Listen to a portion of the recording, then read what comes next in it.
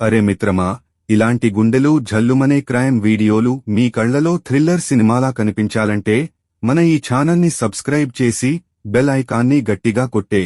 దెయ్యం పట్టిందని యాక్టింగ్, భర్తను రాడ్డుతో చితక్కొట్టిన భార్య. దాడిలో విరిగిన భర్త పక్కటెముకలు. నా భార్య కావాలనే కొట్టింది.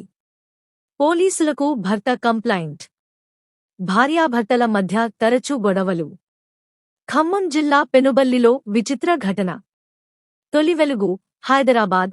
ఖమ్మం జిల్లా పెనుబల్లి మండలం విఎం బంజర్ పంచాయతీలోని జంగాల కాలనీలో ఓ విచిత్రమైన సంఘటన చోటు చేసుకుంది. ఫుల్లుగా తాగిన భర్తను భార్య తనకు దెయ్యం పట్టిందని చెబుతూ తీవ్రంగా కొట్టడంతో ఆ వ్యక్తి ఆస్పత్రి పాలయ్యాడు. గంగారాం 51, లక్ష్మి 45 అనే ఈ దంపతులు గత 35 సంవత్సరాలుగా కలిసి జీవిస్తున్నారు. అయితే గంగారాం మద్యానికి బానిస కావడం వల్ల వారిద్దరి మధ్య తరచుగా గొడవలు జరుగుతుండేవి. 2 రోజుల క్రితం లక్ష్మి తనకు దెయ్యం పట్టిందంటూ పెద్దగా కేకలు వేయడం మొదలుపెట్టింది. ఆ సమయంలో గంగారాం నిద్రపోతున్నాడు. హఠాత్తుగా లక్ష్మి తన భర్తపై దాడికి దిగింది. గంగారాం నోటిలో గుడ్డలు కుక్కి కర్రతో దారుణంగా కొట్టింది. ఊహించని ఈ దాడిలో గంగారాం తీవ్రంగా గాయపడ్డాడు. పక్కటెముకలు విరిగి శరీరమంతా గాయాలయ్యాయి. స్థానికులు గమనించి ఆయనను ఖమ్మం జనరల్ హాస్పిటల్కు తరలించారు. ప్రస్తుతం ఆయన పరిస్థితి స్థిరంగా ఉంది. భర్త గాయాలతో బయటపడిన తర్వాత పోలీసులకు ఫిర్యాదు చేశాడు. నా భార్యకు దెయ్యం పట్టిందని యాక్టింగ్ చేసి నన్ను కొట్టింది. ఇది కావాలనే చేసిన దాడి అని గంగారాం పోలీసులకు చెప్పాడు. ఈ ఫిర్యాదు మేరకు పెనుబల్లి పోలీసులు కేసు నమోదు చేసి లక్ష్మిని విచారిస్తున్నారు.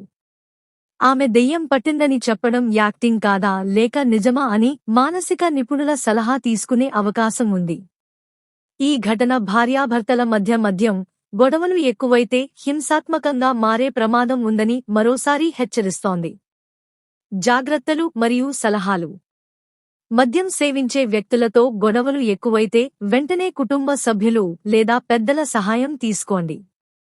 హింసాత్మక దాడి జరిగినప్పుడు వెంటనే పోలీసులకు 100 లేదా మహిళల హెల్ప్ లైన్ 1091కు ఫిర్యాదు చేయండి. మానసిక సమస్యలు, దెయ్యం పట్టినట్లు భావించడం ఉన్నప్పుడు మానసిక ఆరోగ్య నిపుణులను 104 సూసైడ్ హెల్ప్ లైన్ సంప్రదించండి. కుటుంబంలో గొడవలు ఎక్కువైతే కౌన్సెలింగ్ తీసుకోండి. హింసను సహించకండి.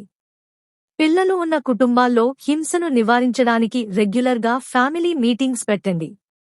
గాయాలు ఏరా వెంటనే మెడికల్ హెల్ప్ తీసుకోండి. ఆధారాలు, ఫోటోలు, వీడియోలు సేకరించండి.